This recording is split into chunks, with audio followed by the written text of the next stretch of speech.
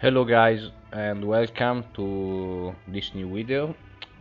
First of all, I need to apologize because videos are I have slowed down in the past weeks. I do not have time to make that much content, and I'm I apologize with you, but yeah, work is becoming more and more prevalent in my life, and um, I still need um, to manage and organize things a bit. So uh, I'll do what I can to do more content and keeping at least a decent quality.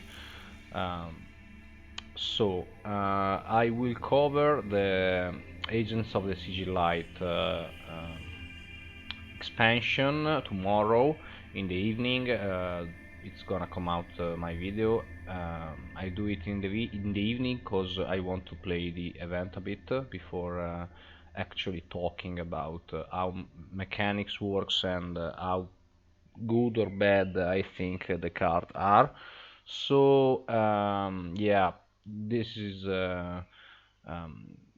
this right here is a video guide for Genesia. Uh, but yeah, I don't think that I have any other good decks to show because I usually play more or less the same stuffs, and when I experiment, maybe things go well for a certain period of time and then go bad and I switch again. So I'm trying a lot of things lately, and I think that I found pretty consistent in the way it plays, and um, how strong it is Genesia, because she doesn't have that many bad matchups. She has some, but she can actually win against the most decks.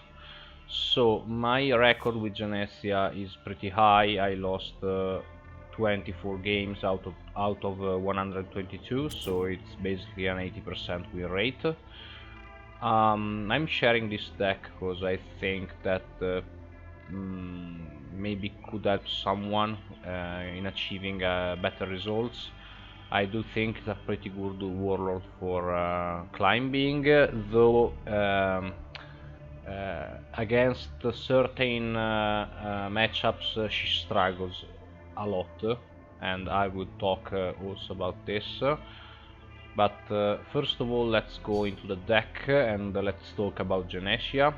She is a 40 health warlord with high initiative, so it's pretty aggressive on the start, and also as a battle honor, give +2/+1 to a friendly troop. Whenever she kills a unit, she gives this buff to a troop you have, and this battle honor is fairly powerful. You can trigger it multiple times and get your stuff to being average started to become to actually be incredibly good stat wise, and I think that this is the main reason people play her.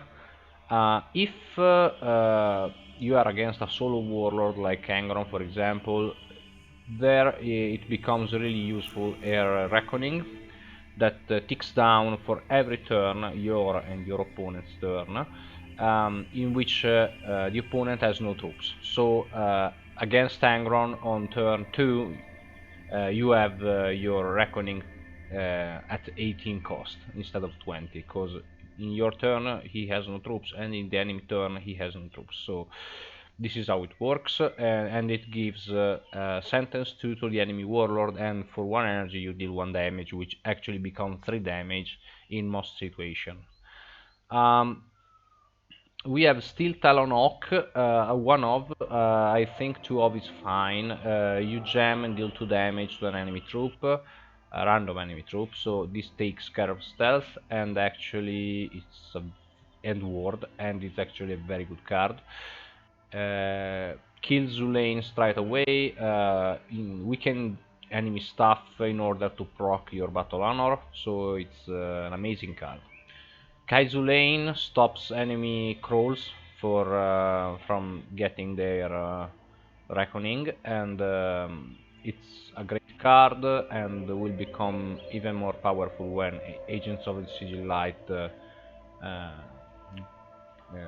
get released. So I think that this is a very good option in Genesia deck. Double Lectitio, cause she has two cards in hand the first turn plus the Reckoning, and she draws one, and you since you are basically an aggro tempo deck, you need to draw, and Lectitio is what makes you dig into your deck faster, so I think that this is a must. Oath of Silence, 2 of, very good boost. I managed to sneak a lot of kills due to this card, and I think that it's pretty powerful, has a lot of usage. You can use it on the Falcons to give them a 7 damage sneak attack. You can use it to proc the Battle Honor for Lucretia, for Genesia. You can do it for killing big stuff with your troops, with your warlord. It's overall a great card. Steel Foxes, this card is not bad, it's very good in certain matchups, it's not that great in others, but if you can buff this with your Battle Honor and actually doesn't go away, it becomes pretty strong, because now you have a 4-3 that becomes a 4-1 after attacking the enemy warlord, that stuns the enemy warlord, and he still needs to take this out. So I think that Steel Foxes are pretty good. Also fast troops in the late game are always very strong. Secutari Axiarch, great if buffed with Genesia Battle Honor. It buffs basically your entire deck because you have all infantries and no Astartes, and also the Survivor 1 coupled with Genesia Battle Honor makes this incredibly tanky. Neither Scout, 1 of, I'm not entirely sure, this was my most recent addition, but it has stealth, and if he gets a buff, it's really a pain to deal with. Ice Serpents, incredibly good card, very good card. This card is amazing, and stops Solo Warlord from bashing her face, stops enemy Genesias to proc her Battle Honors, stops a lot of trades. Is a really good card. Then we have Ravenclaw, another great card, gives sneak attack and +1/+0 to your warlord, and since I do not have the blade, the execution blade, this helps you reaching the output of damage you need in order to kill the enemy troops. Prosecutor Mistress, same concept as Ravensclaw, but it's actually very strong against this Defenders of Caliban and Swarmy decks. It also does at least once damage to the troop and to the warlord, and if you manage to sneak this with while you have your reckoning out, it will deal 3 damage to the enemy warlord. Also, if buffed, the 2-4 stats is amazing because it becomes a 4-5 instead the Ravenclaw becomes for example a 5-4, which is easier to deal with. Then we have Seeker Cadre, strong card, a bit slow, but the gem is always useful, and 2-4 stats is nice, so as a one-of I think it's good. Jubak is a must because it gives you resources and you lack resources, so yeah, it's strong, and if you can keep this alive it's gonna win you the game, and it throws a removal, so nice. Silver Osprey, one of the best cards the sisters have. Kills a lot of things outright, can help you proc your Battle Honor, has a good stat line, great card. White Falcons, I do not need to explain this card, it's amazing. McCormick Creepers, I slotted one of them in. The fact that it returns to your hand almost always is incredibly strong, and it gives you a constant stream of creature to play, and you want to play troops in order to proc your battle honor and be menacing to the opponent. Then we have Knight Centura as a one-of. Taunt is a thing I think I lacked in the original iteration of the deck, and I think that Knight Centura is actually very good. The fact that if buffed, this can deal incredible amount of damage to troops is just top notch. Then we have Euphemia King. This card cut I cutted this card in the first iteration of the deck, the second iteration of the deck. In the third I put this again in, because Perturabo are becoming more oppressive, and this is a straight 6 damage to face basically. So I think that this card is very good. Duke Mortaker is maybe the best card in the deck to be buffed by Krole. It becomes a 6/8 for 5 energy with an amazing effect.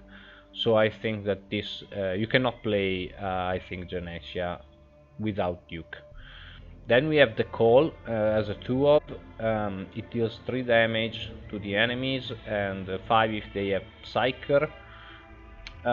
So it kills Pen to Dust and Ore, and also it refills you energy for each troop you killed. So this is a great card. One of the main reasons to play Sister of Silence. Not as strong as Endurance, I think, but it's pretty powerful.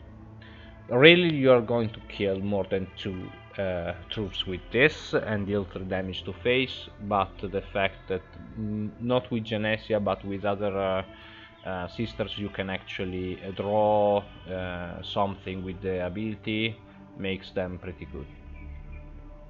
Then we have one of the best cards in the deck, Ebon Naroda. It draws you 3 cards, and for each Sister of Silence troop you draw, you heal 2 to your board, not only to your warlord. So you can actually swing and then play Ebon Naroda, draw maybe two sisters and heal 4 to your board. It also comes in with a body, so it's even nicer. Very strong card. I still miss the Tithe and the Blade. I think I would play the Blade, but I would not play the Tithe because it's too slow for how I like to play this deck.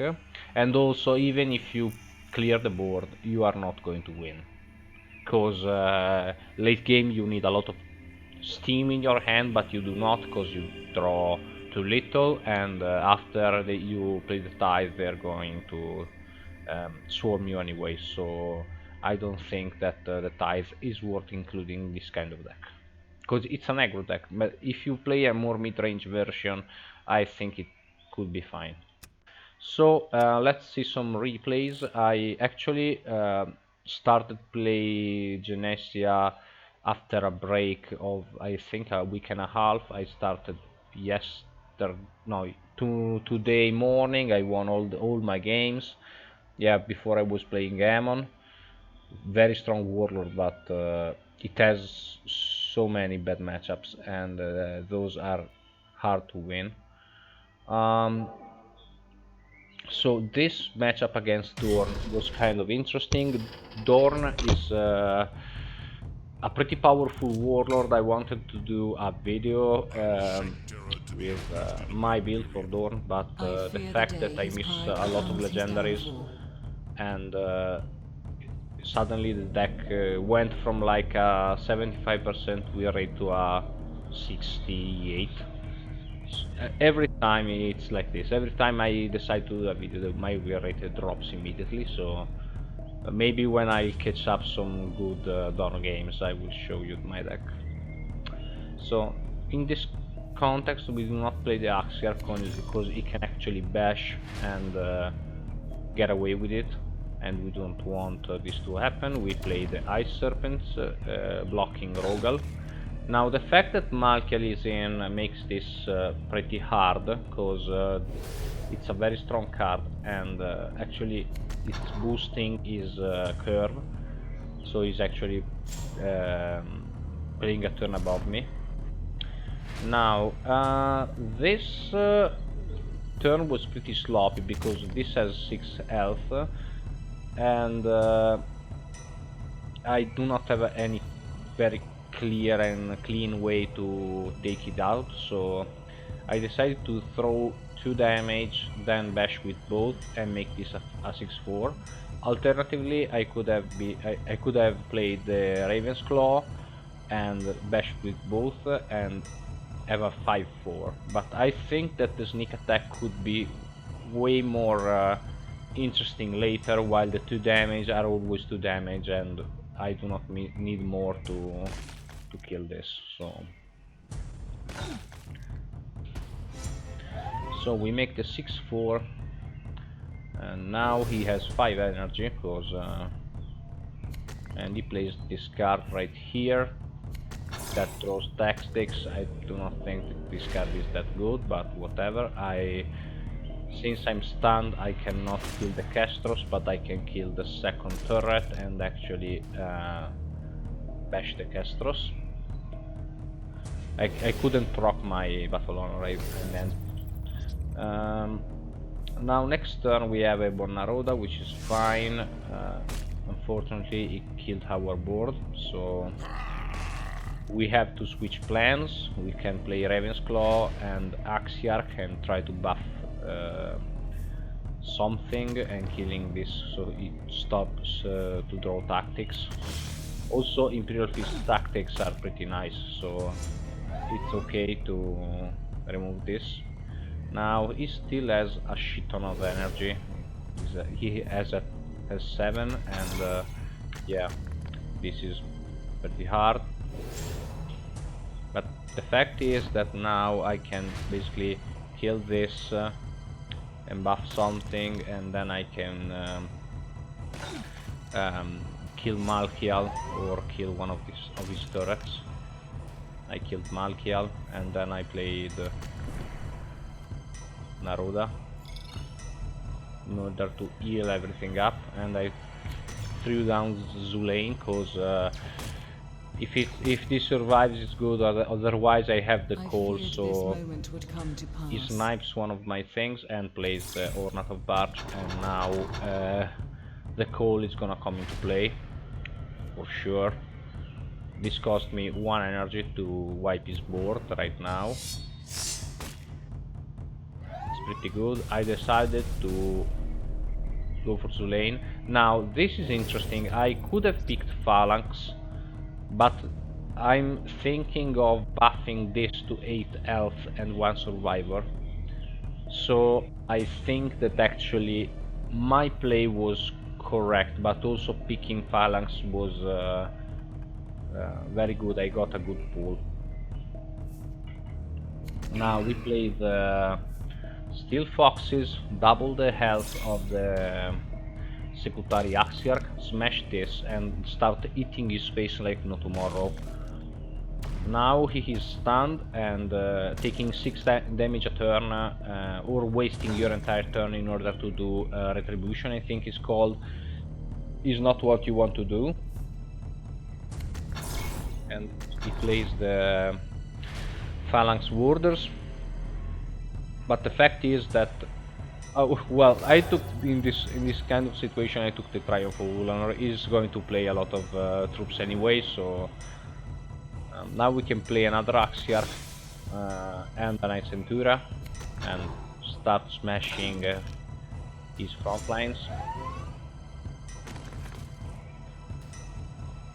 Yeah, this is playable right now, and buffing my board for 4 damage is actually okay. Plays the Castros and bunkers the thing. So now I play the Triumph of Ulanor straight away. This becomes a 6 health and 6 attack and destroys this with his active ability. Then I smash this, buff something with Krole and it for 10, and for 4 with Kaizulane.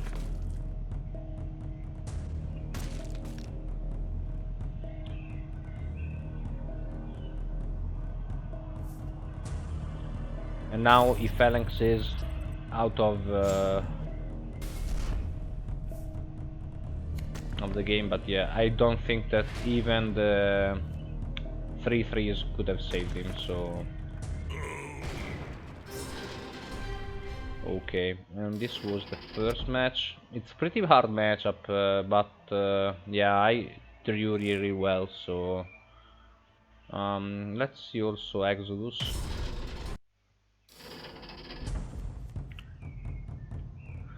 Okay, so we ditched the call because we want something a bit faster. This is nice because stops Serpent Squad and stops Ghost Legionary from actually doing something. So this is great against Alpha Legion. This card is very good. Exodus in position. Now he decided to switch into Exodus straight away. It's a very strange way. It's very similar to how I used to play Exodus, but I discovered later that it's not how people play Exodus. I think though that in this matchup you actually want to... well, this is pretty rough. Spade Spear on turn 2 is very strong. You actually want to wait until you have a good opportunity to use your stealth. And actually now I have a 4/4 that basically does not die, so...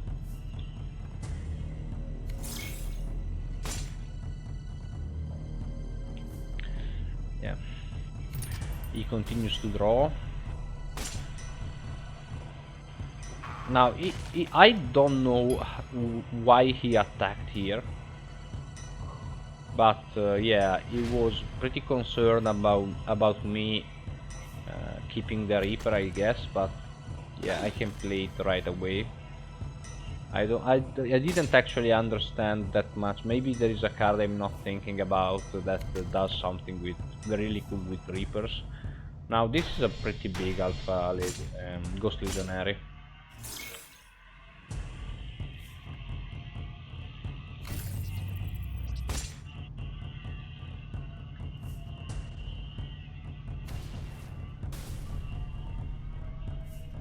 Yeah, he had a pretty powerful turn up.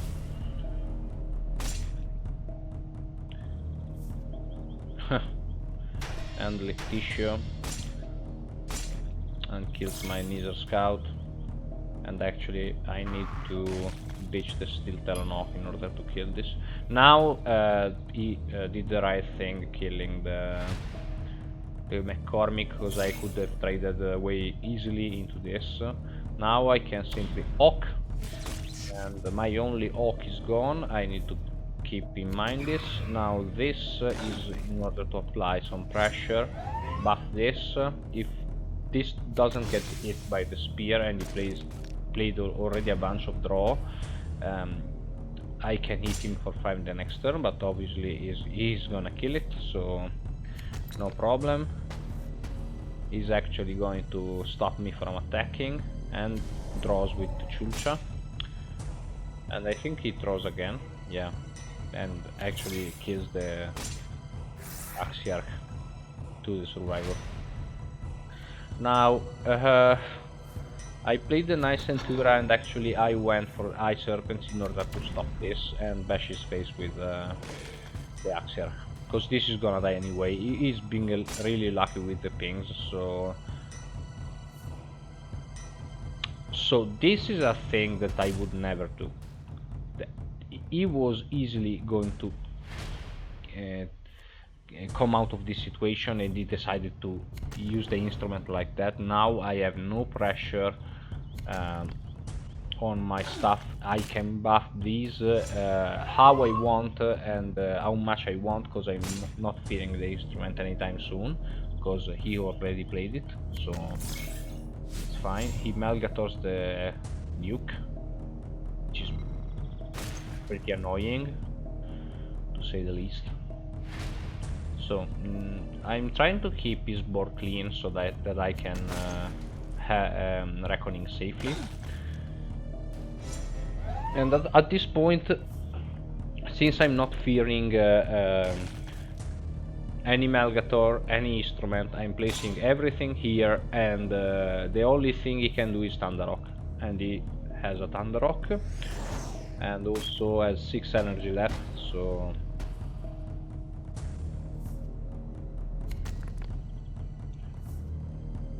And he stuns me.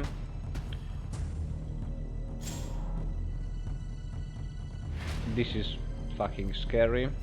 Okay, this is nice. Now we have to transform.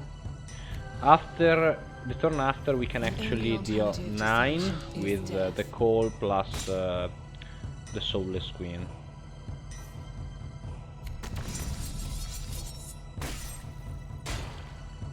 He stuns my board again and stealths the score. And now I'm going to use the Krole, deal 5 to him. And I could have played the Ravenclaw, but I missed 1 damage, because I deal 3 plus 2 is 5, and I need 6, so I draw. Also, I do not mind him drawing. I drew the Oath of Silence, and this is a nice and clean kill. And this is why you actually play these, because they prolong your reach by a fair amount.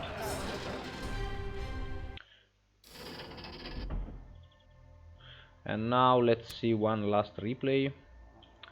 The mirror matches.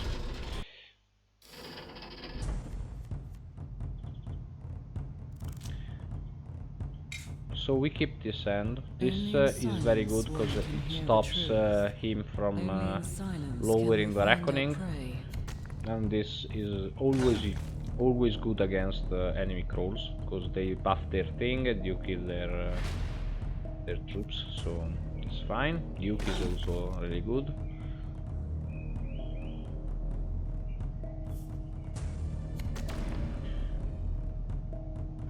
I played nothing turn 2 because there is no reason to drop the Prosecutor Mistress, and I think that actually going like this is a bit powerful.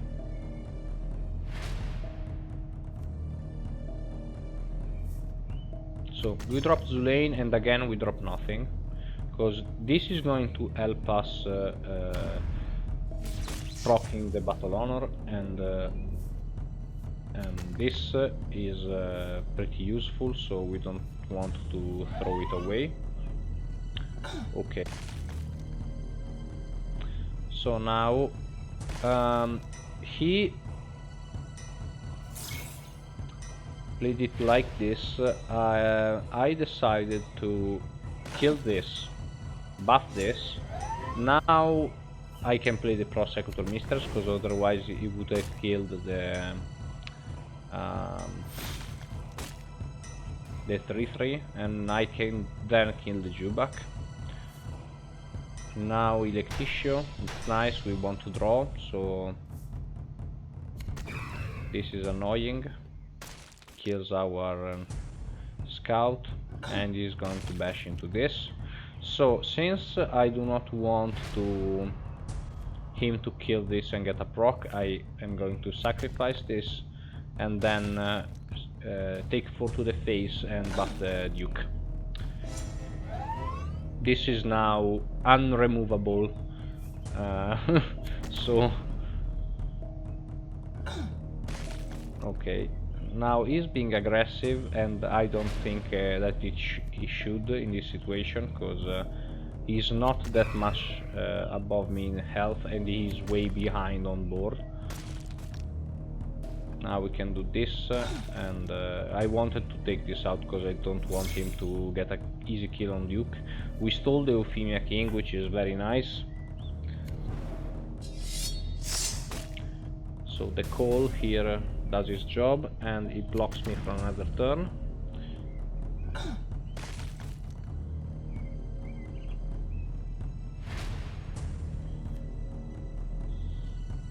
Now I want to draw.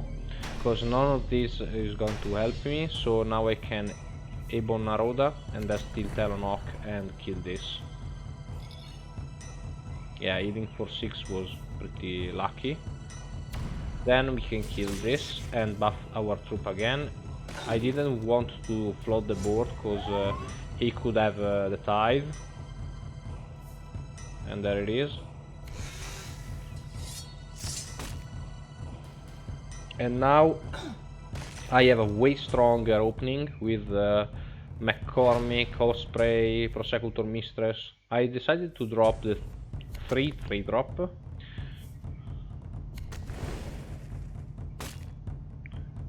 In order to put as much troops on the board I could.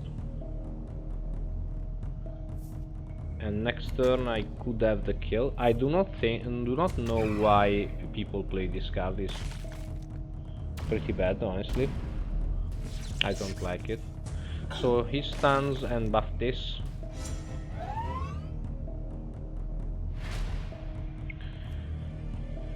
And now I have lethal with Steel Foxes, Silver Osprey, Oath of Silence, and kill him. And this is it.